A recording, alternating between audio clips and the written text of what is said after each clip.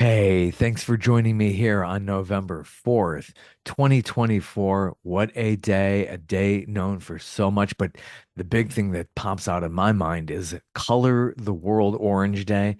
This is unlike the Wear Orange Day against gun violence, which is usually in June. This is about people who suffer from pain just in general. It was designated quite some time ago. So, Color the World Orange Day. A few other, it's Job Action Day as well. So get out there and help some folks get some jobs out there, I suppose. Anyway, I have a great show today. I speak with a singer, songwriter, musician, like I do on many of these episodes. His name is Slaw. Real name is Scott Colson, but people would call him Coleslaw over the years, giving away the lead here, not burying it. We get a little bit into that. Coleslaw became Slaw. So, and as I repeat in this episode, if you go to look him up, you're going to get a lot of coleslaw recipes. Anyway, Slaw has a great new album just released. It's called Here I Come, available where you get your music. Slaw talks about pretty much how all this came together. He went to Georgia Tech. We get a little bit into inside baseball, into the ATL area, Atlanta, and his time there at Georgia Tech in the early 1990s. And then he had graduated and went to a whole bunch of different things, tried a whole bunch of different businesses, and did that, was a great entrepreneur, and decided, you know what? This whole business thing is kind of getting old. Not so much old, but he pretty much always wanted to be into music throughout a lot of that time. So he discovered he had these talents when he was over at Georgia Tech. Even going back to high school, he started writing songs and great new release. And check it out. We just had a great time and talk to you on the other side of this. How you doing this afternoon? I'm doing good. How are you doing? Good, good. Here in the ATL metro area.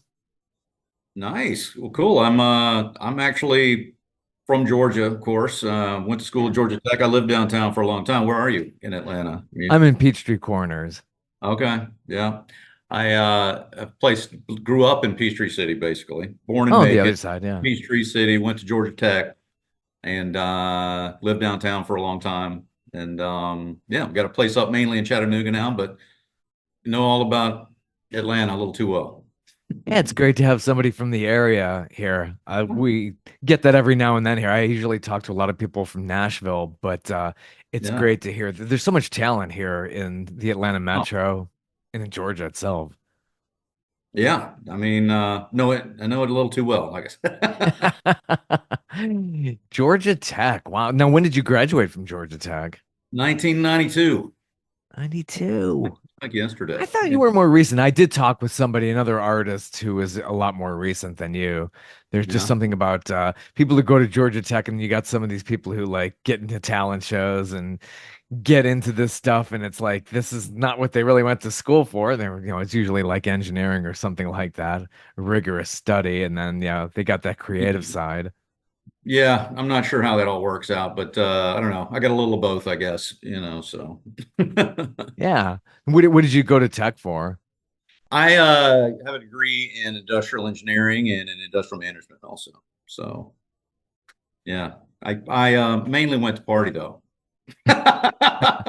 Which there's no shortage I was of. on the extended plan, going to school and in Atlanta downtown. It's like a, you know, fairyland for me. So I mean, it was great to just, you know, go to Yeah, school. Yeah, I milked as long as I could, and then figured I needed to get out in the real world and actually do something. So yeah, and a lot of people might not realize beyond this region, it's tough to get into Georgia Tech. It's pretty high qualifications, good grades and everything. So I'm sure it wasn't easy getting in. yeah, it wasn't, but I don't think I'd get in today. It's really hard today. Really? Yeah. It's way worse. Yeah. So anyway, I got lucky, but it worked out. But yeah, I loved it, and I just actually got back from I still stay connected. I just was in Ireland actually, Georgia Tech. I don't know if you follow college football, but we opened the season against Florida State in Dublin, Ireland, and I That's just got right. back from that trip. It was epic. Yeah. Wow. You're a Yeah. dedicated Yellow Jacket. That's a big deal. I like to be. I like to be. Yeah. We're Nice. 2-0 for the first time in, since I can remember. But, you know, Yeah. So yeah, I've been in the ATL Metro for over 3.5 decades now. And my day job, I'm a creative services editor producer which is now called Warner Brothers Discovery. And we just moved across the street from Georgia Tech. I see McCamish Pavilion from where I sit on most days when I'm in oh, the man. office. Okay. Yeah. Yeah. Very, yeah, no, right where that is. Georgia Tech is in Midtown Atlanta, for those who don't know. And yeah, you talk about partying and everything. You had total access to a very big city. Yeah. I mean, kind of playing it in a big city with a, fraternity life, 60 of your best friends. It's hard to get, hard to beat, in my mind. I've been by that Hard to fraternity leave. row over there. Yeah. It is hard to leave. You're always a yellow jacket. Yeah. Oh, yeah. Yeah. So I bet you attend that big game around Thanksgiving. Clean old fashioned hate. Yeah. Um, yeah, I think we think it's a little bigger than the other folks do, but yeah, I do get back when I can. Yeah. Yeah. So you're Yeah, it's been a Georgia, tough yeah. road here lately, but So you're Georgia Tech. This is early 1990s. And yeah. what gave you the bug? Was it a talent show? Like I think I was reading in your bio that might be part of that got you into really becoming a singer-songwriter. Well, I've always just played around with music. I don't have any kind of formal training. I was never, taught I can't read music or anything like that, but just always have played around with it. And I think, but we were actually just messing around and cleaning dishes or something, and I was singing a song, in the kitchen or something, and somebody kind of went, "Whoa."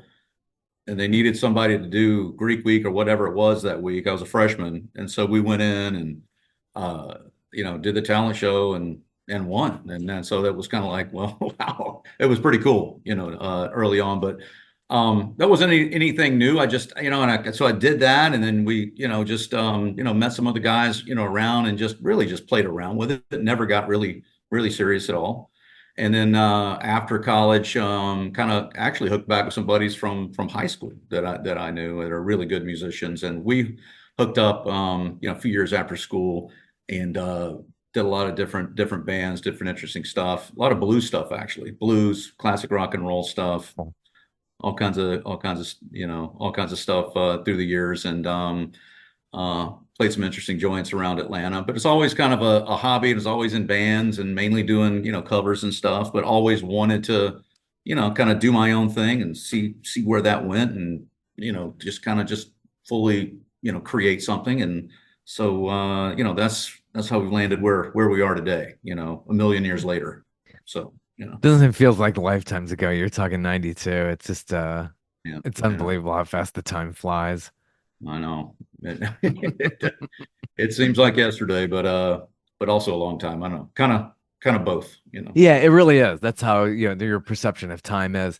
So going through Peachtree City, the city that's well south of Atlanta and full of golf carts, as as, Yeah. as it's well known around these parts. Um, Yeah, what rock and roll mecca, man. Man, Peachtree City. yeah, what inspired you, in Peachtree City growing up? Obviously, I hear a lot in your music. It's like you got that Otis Redding swag going, and a little bit of those influences. Did you listen to a lot of that kind of music when you were growing up there? I did. Well, and I should maybe back up a little bit. I was born in Macon, Georgia, so maybe that makes a little more Yeah, sense. with And, the Otis Redding connection, in which yeah, and I yeah, guess, yeah, my claim to fame, I guess my one claim to fame on my family, famous is my cousin actually was the lead singer for the Atlanta Rhythm Section back in the yeah. day. If you're familiar with ARS and those guys. So I guess it's in my blood a little bit, but my family's always into music on both sides, and but I was always kind of drawn to the older stuff, kind of weirdly. I don't know. I was drawn to all the blues stuff, old rock and roll. So huge like Elvis fan. And when I say Elvis, I mean like early late 50s Elvis, not fat 1973 Elvis, or whatever that is. I mean, when he was a badass, that's what I like. So that kind of stuff. And I was big on R&B and Motown and that kind of old school type of stuff. So I think it just kind of all melded together. I guess that's kind of one thing, when you do Yeah. something late in life, you've heard it all, at some point. So probably a little bit of everything in there, in the music these days. So Yeah, it definitely I could feel that that influence, and obviously Macon has a really rich history, going back to Little Richard and in Otis Redding. I went to the Otis Redding Ranch, probably like 30 years ago or so. So it's like buried away outside of Macon there. We had to follow Otis Jr. to get to it. It's pretty fascinating. there's I saw actually the wow, I didn't even yeah. know that was there. Yeah, it's Okay. called the Big O Ranch. It's well outside of me. It's so buried away. We had to follow him. I don't even know what roads you had to take. And Mrs. Redding showed us the slippers that they found Otis in when he Mrs. Redding. yeah. Wow. Okay. Yeah. Wow. Really That's nice. I all. think her name's Alma. It's coming back to me now. It's My, yeah, it that's was nice. when was this? This is Oh, this probably like 30 years ago. I was okay. doing a shoot for CNN. I was acting as a sound tech for them. And we did a little package for them. They used to have a showbiz show.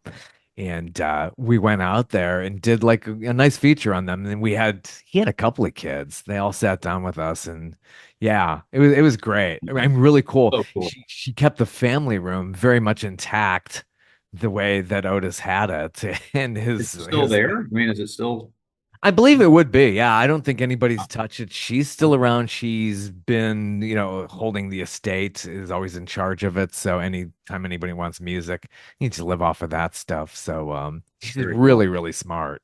Very cool. Yeah, I think she's still around. She's probably maybe in her 80s by now. Yeah. Yeah.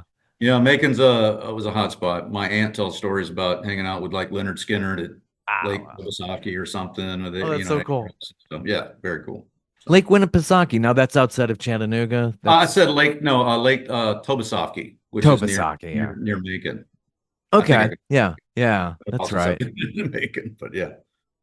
There's so many connections here, and yeah, and again, you feel that in your music. You have a brand new release coming out. This is early November, which we will be releasing this. How did this all come about? This sounds like a really great project. Well, it's interesting. So, I don't know how far you want to go back, but we are releasing this now, here in November. And I had really started this process about, I don't know, call it 4 or 5 years ago, really kind of Yeah. this, kind of the project of this. And it really got started, Bob, by me kind of discovering this online collaboration, because I know you probably know, and other artists probably talked about this, but it's really amazing, when you're playing music and you're like, man, I like this piece. If I only had a cellist that could play this piece, or if I only had I need a, whatever, piece, or somebody who's right down the street. If you don't have that in your hometown, which you don't ever have, you can't really do what you want to do. So when I discovered these collaborative websites, and you could just, okay, I'm going to write this song and throw this out here, and I'm going to get this cello guy. I had people doing pieces for me over, internationally, and it was just incredible. So it really just kind of lit a fire, for me, like, wow, I can really get this done. And then I probably spent, I had a lot of these songs are songs that I, kind of had in the hopper in the back of my head for a long time, but I really kind of in earnest, put pen to paper and started and finished, the songs and got them all together. And then, started working with Erin Anderson in Nashville. She started consulting for me. I let her listen to some Mhm. stuff. She's like, yeah, this is good, but I think first step is to get this recorded. So, okay, that's all, that's great. So went to Nashville, found his producer. His name was Sean Byrne, incredibly talented, producer there and musician.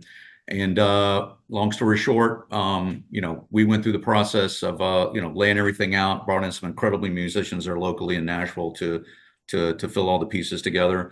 And actually had it in the hopper about 2 years ago, ready to go. Hmm. And at about that time, my business partners at the time, because again, all this has always been just kind of a hobby for me. So, we kind of agreed to, all right, it's time to sell the business. So that was a kind of a year and a half long, pretty intense process. So I had to kind of put everything down. and put my head down and get that done. And we finished that about a year and a half ago, and I called Aaron back and said, "Hey, I think I'm ready to move forward on this again." And so we've pulled it out of the hopper, so to speak, and here we are, ready to release it in November. Super excited. Yeah. Yeah, it's exciting with this technology. Like you're able to get all that together. And I've these artists who I've been talking with the last couple of years, it's just really incredible that, yeah, if you need to get that cello, you need to get that sax, you need to get that, you could do it by files now instead of trying to assemble everybody in one big old grand It's studio. incredible. It's awesome. It really is amazing. Yeah, it has its advantages, then the old schoolers are just like, oh gosh, it's so much better when we can all be in collaborating and, Well, setting it down to tape. I would tend to agree. It is better, without question. It's better in person, but I mean, there's not a like the cellist play. Brian Sutherland is not in Peachtree City. He's in Nashville. Yeah. So Yeah. you need somebody that good. He's probably not in your hometown. So you know, you need to reach out, and the technology does that for you. But anyway. Yeah. Yeah. And also I feel a little bit of Darius Rucker in some of this. It's just who Man, has I a really appreciate you great. saying that because I've heard that from a couple of people, and I actually have gone back and listened to my songs and go, man, Darius Rucker ought to sing this. This is like Yeah, tailor yeah. made for him. This would be great if he sang it. Hopefully, You're I did. doing it. Yeah, Yeah, it's like tag you're it. yeah. It's like, yeah, he would probably say that. It's like, this is coming from you. You're the songwriter here. So your songwriting method, you didn't really start doing this till in what, in high school? And did you kind of put it to the side for a while, then you kind of joined the real world and kind of returned to that? Yeah, well, I never like put it aside completely, Bob. I just, like I said, I don't have any formal training, but I don't know. I've told the story a couple times. There's a song on the record called "Baby Don't Cry." Yeah. And I Yeah, vividly very remember, nice. and I wrote that song when I think I was like 19 or something. I remember because I was just learning to play guitar. I was just messing around with it. I knew like three chords, right? And I remember just playing, one chord and another chord and two chords, and then just kind of singing over the top of it. And I was like, oh, I can write a whole song with two chords. It's pretty, Isn't that amazing? pretty cool. Yeah, it was cool. So I guess that kind of opened my eyes to, that's my songwriting, education there. But it was really just self-discovery, if you will. I've never been taught a method. I don't have a particular method, but if I had to say, so it definitely starts with the hooks and the melodies, and then build it backwards from there. Yeah, and that's the kind of song where you're counseling yourself or the character after a relationship, after Yeah. yeah, and that probably this I was seeing that's the song that's probably the oldest as far as lyric wise goes on this album. It definitely is. And like I said, I was 18 or something and stupid and drunk probably when I wrote that. So I did tweak it later in life, but the music's the same. It's amazing though. Yeah, like you look at lyrics from that long ago and it's like, well, from that my perspective has just changed because life gets in Exactly. there and Yeah, yeah, for sure. yeah. It's cool to look back on some of these things, and most of the songs I'll tell you, and if any of my buddies are listen, my songs they wrote were just stupid, frankly. You write songs and you're just like being silly and having fun with them. But on this album, when you do something real and you really do something, the lyrics become important, and they need to mesh with the music and tell a story. So I used to have arguments with buddies all the time, and I was always they were like, the lyrics are so important, and I was always on, man, it's the music. The music's got to be good. I don't even understand the lyrics in a lot of songs, and I No, love you them. don't. But the more I listen to them, the more I kind of realize when you get that mesh of the two, I think that's when it's really, really special. Yeah, I think about like early Beatles. It's like some of those were just silly lyrics. They were kids, and then it got serious as time went on. So there's no, I think people somewhat overthink it, overthink the art too much a bit at times. It's like you could take different approaches, and that's the beauty of it. So yeah, I mean, like early Beatles, yeah, she loves you, yeah, yeah, yeah, yeah. I mean, it's like, but they got so deep, just what 5 years later because they grew so much. And you're just doing it from so many different perspectives. So don't know if there's just like one. rule. I think people maybe tend to overthink their passion. I I agree. So I speculate that, and I haven't done a lot of collaborations with songwriters, but I suspect a lot of it starts with the music. Like I saw, Get Back, this incredible Beatles documentary. I'm sure Yeah, you've seen, yeah, and you see how he extensive. when you see him actually writing Get Back, you know, Yeah, that's a largely like it happens for me. Just he's just gets that melody, that feeling of whatever, and then he threw Get Back in there, and then back, from there. That's kind of how it works, at least from my perspective. I can't imagine being Elton John and getting a poem from Bernie Taupin and trying to write a song from it. I mean yeah. Some people that would say, doesn't "Oh, happen. wait, Elton's only doing 50% of the work." But like, yeah, if you're looking at a poem, I mean, how do you come up with that? How do you come up with Rocket Man? I mean, that's incredible. It's It's layered amazing. so much. Yeah, I couldn't do that though. I could never start with a poem and you know put music to it. I Yeah, never yeah. tried. Anyway, I gotta go the other direction. Yeah, Elton became a complete machine. I mean, once he got it down, once they got the partnership and the rhythm down, wow, what a Uh, catalog. It's just just massive. it's insane. It's insane. I don't know how. And if he, if it went that direction, it's even more mind-boggling for me. It's amazing. Yeah. So putting this together and you got great people in Nashville. So it's got that vibe and knowing the right people to get this together. You have a really good mixer on this. Maybe a little shout out to your producer and mixer. Heck yeah. I mean, his name's Sean Byrne, and I think look at his website, and I think it says greatest, best kept secret in Nashville. I'd agree with that completely. He also he's and amazing mix. We remastered everything. We came back and did this. He remastered it. It sounds incredible. He did all the guitar on the album too, went in, as well and coordinated things. So, I've never worked with that type of producer, who's so well connected, and he brought in some just amazing talent. Yeah, it was just an amazing experience for me. I get chills listening to these people play my music. It's like, wow, this is great. And then when it Yeah. all came together, it was just really, really exciting. So going back to that, just being after Georgia Tech, you ran a business. What type of this was beach rental equipment? Is that what you got into in the real Yeah, world? so I'm sure you've gone and rented a house somewhere, right? Like Yeah. on the beach, right? So whatever, Hilton Head, South Carolina is one of our markets, right? So you Yeah. go to a reservation with Hilton Head Vacation Properties. We'd be integrated with their reservation software. So right after you make your reservation, you'd get an email from us that would say, "Hey Bob, click here to make your selections." I say it did. It's still going on. It's called Vacay Life, and basically, you get an email, you click on it, and you'd have a full array of umbrellas, bikes, watercraft, whatever it is you need for the beach. Make a selection. We deliver it. Pick it up when you're done, so you get exactly what you want on your vacation, basically. So. Little plug there for Vacay Life, There you but go. Yeah, look that yeah, up, folks. It's yeah. just Hilton Head's awesome. I love going there. It's been years since I've visited, but yeah, if you want to get into it, how did you get into doing this business straight out of school?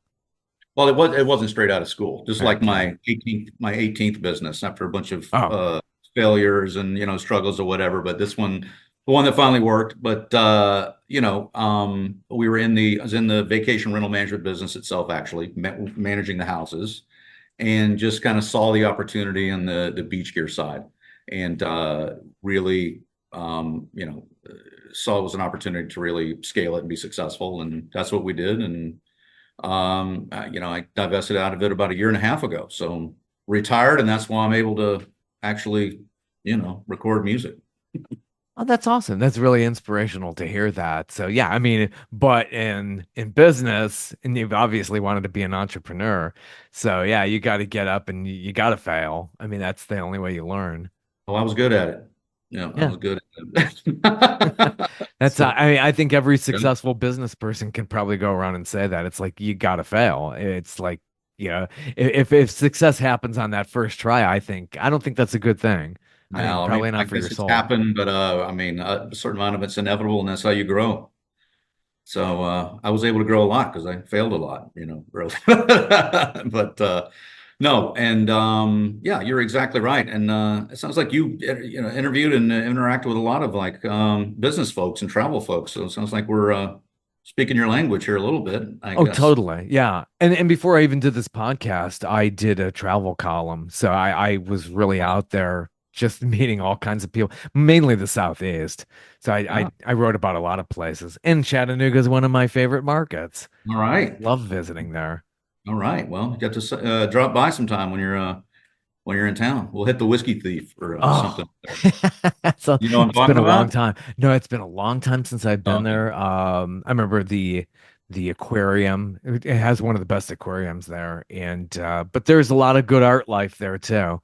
And been to that tow truck museum and places like Yeah. that. What is that? I mean, I know we're here to talk about music, but Yeah, I can't Chattanooga, believe there's a Tennessee. towing museum, right? I mean, what's that? What is it like in there? Is it just tow trucks and Yeah, yeah, pretty much. That's where is I guess that was where it was invented, was Chattanooga of all places. that So okay? I yeah, mean, I some see the sign serious. all the time, but I like gotta go there, but the tow There's a truck song museum of hasn't been that. a huge draw for me, yet, but sure. Great downtown. It's just really awesome. Yeah, and Yeah, it's come yeah. a long way because I remember Chattanooga, yeah, late 80s, Oh early yeah. 90s. It's gotten really nice. Rough. Yeah. It really has come a long way and it's got a bright future too. So yeah, we're really excited to be there. Good place to be, and there's a lot of talent up there too. Tennessee is just all known for Yeah. just an incredible amount of talent Yeah. up there. So absolutely beautiful. So with this new album, it has so many great tracks. Do you have a favorite out of one of them? I mean, they're all like your kids probably, so it's probably kind of tough to choose one. Yeah. Who's the golden child out of the 11 tracks there? I don't know. I guess I do have a little affinity for Baby Don't Cry because it's the oldest, I guess, it goes Yeah. way back and it's just kind of hung around all these years, and it never went away. So I don't know. I really like that one. I also there's a couple of them that are kind of that are personal, but one I really like the music on is well, I like Hang My Head and Cry, which is one we're going to release that one I think maybe before the album comes out, so get to hear that one as a single. And yeah, Nice. I would say those are probably a couple of my favorites there. But Yeah, Hang My Head and Cry. Isn't that your COVID song? That's basically about, yeah. yeah, yeah. So I wrote that during COVID when we were all, locked up and just kind of good from a music writing standpoint because you're not much else to do. But Yeah, you got to I find really that. hated it. Yeah, it really got to me when, people say you can do this, you can't do that, and you mentioned earlier about, failing and getting back up, so that's why Yeah. maybe you put that in the song. So just to know that, when if we didn't really get close to that, but just, to kind of get that feeling of, man, this is so important, just the ability to have the freedom to do what you want to do and try it. And if it doesn't work out, get up and do something else. And so that was really on my mind during COVID. And uh, yeah, I think that's where that whole song came from, really. And hopefully people listen to it, you really hear that in it, I would imagine. Yeah, a ton of artists were, in lockdown, more so than we ever were here in the Southeast. I think by May of 2020, I mean, I felt like we were pretty much getting back to normal, even though a lot of the country wasn't. But yeah, I was like, "What's your problem up there in Boston?" I visited twice during there. I went to Boston. I was actually kind of scared, like they're not going to let me off the plane. I'm coming from, Lax, Georgia. They might think I'm bringing the germs over here or something. But yeah, I landed at Logan, pretty much had the whole place to myself, and they're like, "Move along, it's okay." I'm like, You're "Okay." good. Yeah. Yeah. But I go up traveling northeast. I see still a few more masks than you do in the southeast. Yeah. They still got it going on a little bit up there. But anyway. To each his own, I guess. I Yep. don't get driving along and having a mask on and a shield at the same time, and nobody, who In else? your own Nobody else is car. in the car. It's amazing. I guess maybe they're feeling the AC system has some germs on it that's going to get them. Who knows? Hey, It's it's fine. Whatever they want to do. That's their. Fine It's with your them. choice. I That's all wouldn't right. shame Let's them, go. you know.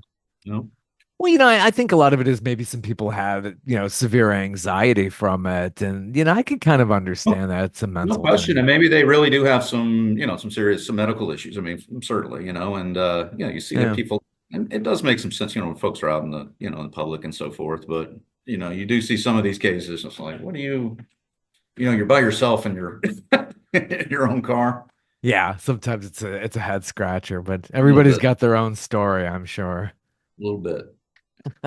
So you have an ode to Led Zeppelin on this.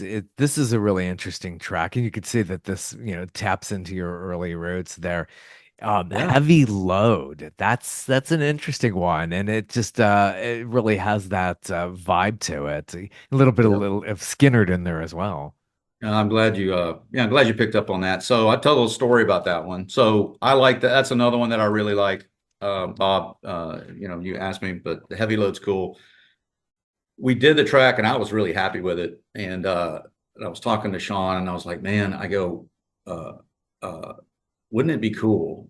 Actually, I think that the lady that I used to play with actually picked up and had a recorder one time. She's like, was going to play a piece or something with it. And I said, wouldn't it be cool if this sounds like it would be like that had that like that Zeppelin, that stairway type of sound to it. Wouldn't it be cool if we had recorders on here? I go, you don't know anybody who plays a recorder, do you? He's like, yeah, of course I do. And I'm like, you do? And he goes, yeah, I know this guy. He's blind and he plays like 90 instruments or something like that. And I'm like, okay, well, let's give it a shot. So I don't know, a week went by, never saw the guy. Uh, Came back. Sean played me the track on it, and I was just blown away. I was just, I mean, you've heard it. I mean, it was perfect. I was just like, Yeah, man, the recorder of all things. Yeah, I yeah. remember they. Well, he did it. He did multiple recorders, and harmonized it, and it's excellent. Yeah, like John Paul Jones all over again. There you go. Yeah, it does. It brings me back to that. They tried teaching us the recorder when we were like in fourth grade. My God, That's the that one you get, right? When you start band. Yeah. yeah, all those poor music teachers. Oh, God bless all of them, right? It's really amazing. Gotcha. Yeah, yeah, yeah. Led Zeppelin really, as a kid, I remember when they were together and just they nobody else was like them. It was just an interesting time in the 70s. You just had Still are. I mean, man, I think it's untouchable stuff. I mean, that's yeah. the the quintessential for me, I think. So Yeah, I thought they're getting better and better and better. And it's yeah, when they came out with In Through the Outdoor, I was like, oh, they're gonna be around forever. No, not really. It's like you had all these disappointments in life, but now in hindsight, yeah, they had their time. Like, oh, it's just getting better and better. Oh, I'm just getting into John Lennon. Oh, great. Oh, thanks. Cutting all that short. It's always a disappointment. I hear you. Yeah, it's hard to go out on top, but yeah, you Yeah. know, but the body of work is just unbelievable. I mean, I'm hugely inspired by them. Yeah. Yeah, I think it totally, and you're not being a ripoff. It's an inspiration, and you are creating this Well, as kind of ripped it off, but doesn't everybody derive off of each other though?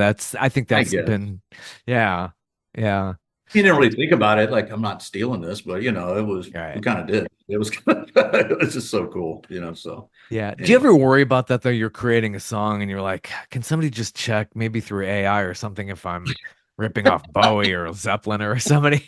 Is somebody gonna I come have written after me? songs before and like a year later gone, oh my God, I think I think I got that from, I hear another song on the radio. I think, I think that might be very similar to this one, but yeah.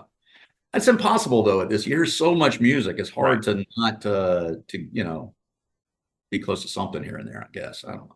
Yeah, when they were trying to do that Stairway to Heaven and they were like brought that lawsuit on and you're like, "Oh my gosh. I mean, how do you know? You're just sitting there, you're coming up with these melodies, you think you're being original. You don't know. It could have been out there in the ether and then somebody tries to come out with a lawsuit. Oh my God. Yeah, I don't know. That's kind of a bummer to hear that, It basically is a when that bummer. happens. Yeah. Yeah. Because Yeah. nobody's meaning to rip somebody off. Well, It's except for Vanilla Ice, yeah. rip it. Well, yeah, actual That's samples. pretty clear rip off there. Yeah. Yeah, those guys know it. They know they're going to be giving up some coin there. Especially doesn't Doesn't like Sting get a bunch of money from somebody who sampled him? I keep getting that in my social feed. Sting gets like 1 million a day from so and so who like sampled Every Breath You Take or something like that. He might be, yeah, you might be right. I bet he does. Yeah. Vanilla Ice must be paying, or I mean, a huge Oh yeah. money. So, I mean, it's the same, dun dun Big dun dun dun. He tried to Vanilla Ice. rationalize it one time. I think, like he was like, "No, it's mine's dun dun dun dun dun dun." He's trying to like differentiate between himself and you know the Queen song, and didn't fly. Yeah, it's tough out there. And are you getting into doing music videos? Are you getting into YouTube? Do you have a channel? I do. I actually, here you can't really see. I think I got it blurred out, but I'm down here at my farm house, and been a farm. It's been in my family forever, my whole life basically. And we were talking about, oh, we need some video to go along with the music. I'm like, okay. And they're like, well, where do you want to shoot it? Blah blah blah blah. And I was like, well, I got this farmhouse down here, and sent them some pictures, and they're like, we're coming there. So if you see the videos, they came down and dressed me up, walked out in some Mhm. fields and near some tractors, and out here in the country. And but I think it came out all right. So, but this is where we shot it. Got a few videos to go along with the one. Here I Come. There's a video that goes along with that. You can see I was standing in a sunflower field right up the dirt road here. And then uh, the next two are, you know, one in a field, one down by the tractor here. So Yeah, um, yeah. It's all anyway, about promotion, getting yourself on YouTube and getting people to yeah, stumble on it. It used to be a little bit yeah, easier with MTV, but yeah. yeah, yeah. So anyway, got them all, got those shot at least, and then we'll Good. see when they come out. Good. So the origin, here's the elephant in the room. You go by Slaw. You got away from Scott Colson, which, that does sound like your typical Nashville artist name, Scott Colson. So Colson, yeah, Slaw that's has very a little so talking. people, yeah, it was like kind of blurred together and they just started calling you Slaw, Coleslaw actually. Yeah, you got it. Yeah. So Colson, yeah, coleslaw, and then lazy ones, slaw. So, when I'm thinking about, yeah, glad you mentioned Sting. So, I'm just like him now, There you go. Sting, Prince, Slaw. So there you go. Yeah, that's how it all went down. So, Yeah, so if folks, if you actually do a search and you're searching for slaw, you're gonna get a lot of coleslaw recipes. So, um, so what is the website and the YouTube Slaw channel? So Music, slawmusic.com. Yeah, thank slaw you. music. Yeah, yeah. Don't do that general Google search. It's just Yeah. No, great, yeah, a lot of coleslaw. Right. You're exactly right. Yeah. A lot of great food in that coleslaw word. recipes.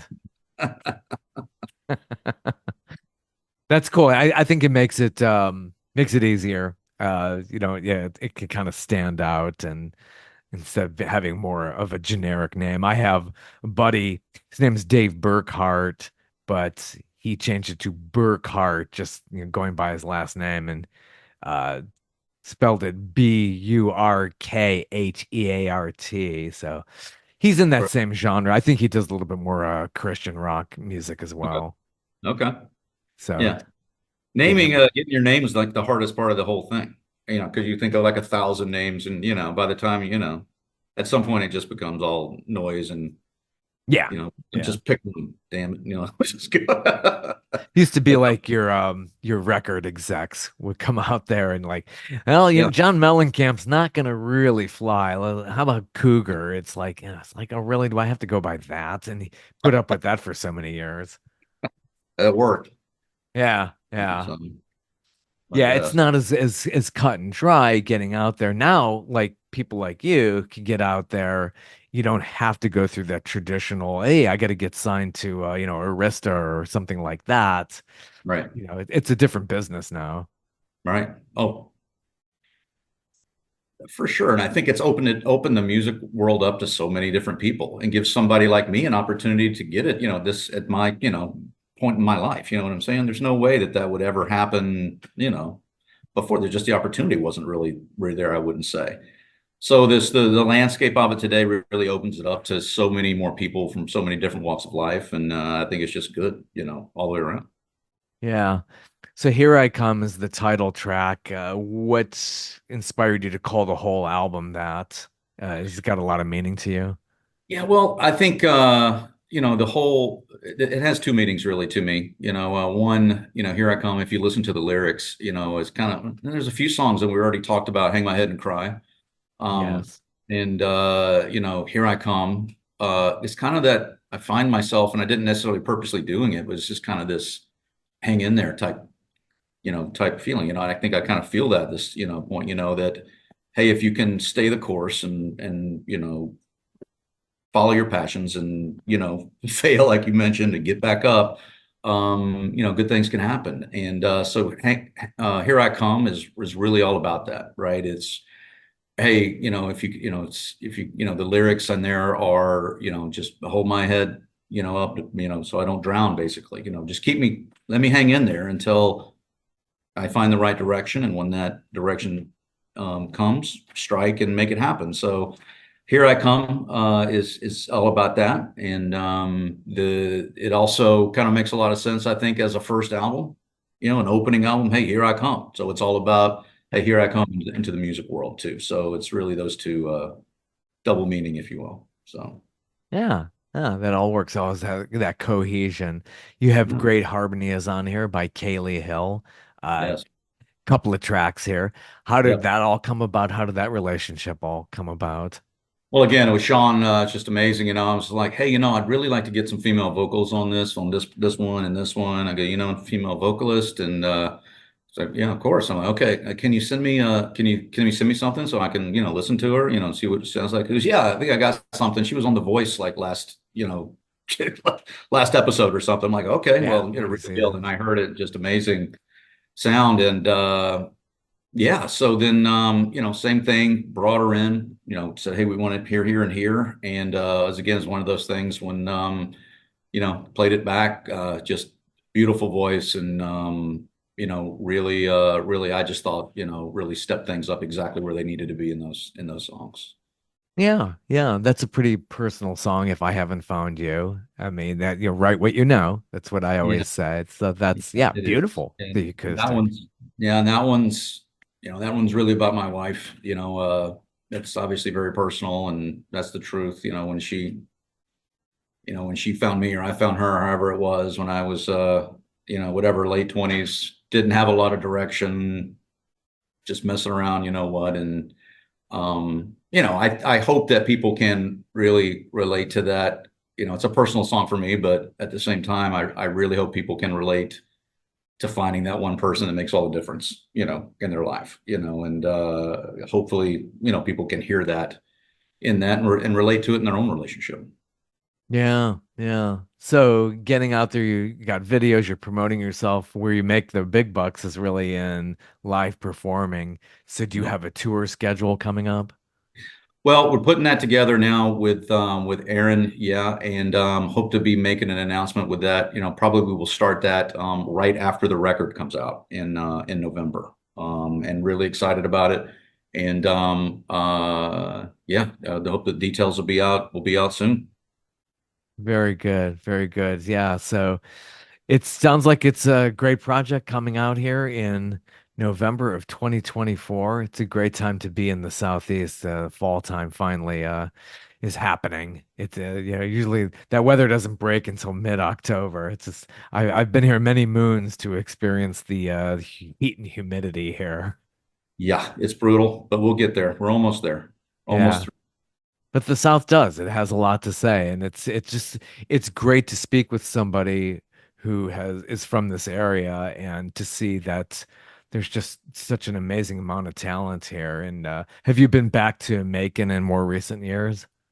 Well, I have a family that lives near Macon, so have never really, kind of left. But yeah, I get down there every now and then. I get down there every now and then, not too often. But here, where I am right now at my farmhouse in Central Georgia, I'm like 20 minutes from Macon right now. Oh, So good. Okay. close enough. Yeah, yeah. It's just and do they still have the? Is there a Music Hall of Fame still there, or is that long gone? I think I don't think that's there anymore, but they, Capricorn Studios over Oh, I there love that. I is I went to now, that house. Yeah. Yeah, Capricorn, I believe they've done I haven't been to it, but I have a friend of mine who told me about it and has seen it. And I think they've done a really nice job in making that a place you can visit and seeing the history. It's got a really deep history over to Capricorn. So that's Yeah. something to check out if you're in Macon for sure. Yeah, if you're in Macon, that Allman Brothers house, that's still going, and it's just Yeah, it's really cool. Yeah, I love it that is. design and everything down there. And this guy named Chuck Lavelle, who was once a part of them, and just yeah, My great God, guy, yeah. Chuck Yeah, great Lavelle. stories from Macon in there in that diner. Do you see that Yes, I've recent been to that documentary? diner. Yeah. Have you? Yeah, that's cool. Oh, it's really neat. Wow. Thanks for stopping by. I really enjoyed hearing from you, and best wishes on the tour and with this new album, Here I Come, out November 1st.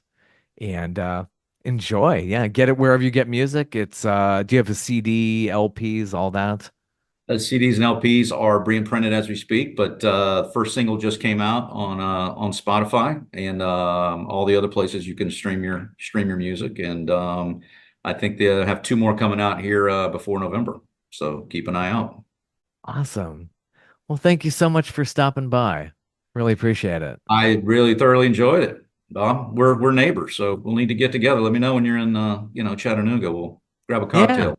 I would Speakeasies. love to do that. I really would. That would be a lot of fun. And if you ever play here, especially Eddie's Attic, I always give them a good plug here. Eddie's Attic in Decatur. Absolutely. Or Cool if you're in place. the Atlanta area, yeah, definitely. Will do. Thank you very much, Bob. Have a good one. Take care. Well, I hope you had a good time listening to my talk with Slaw. Great time. And we'll have many more of these kind of episodes out. But here we are, fall 2024. Finally, that heat broke. So speak with you next time. Take care.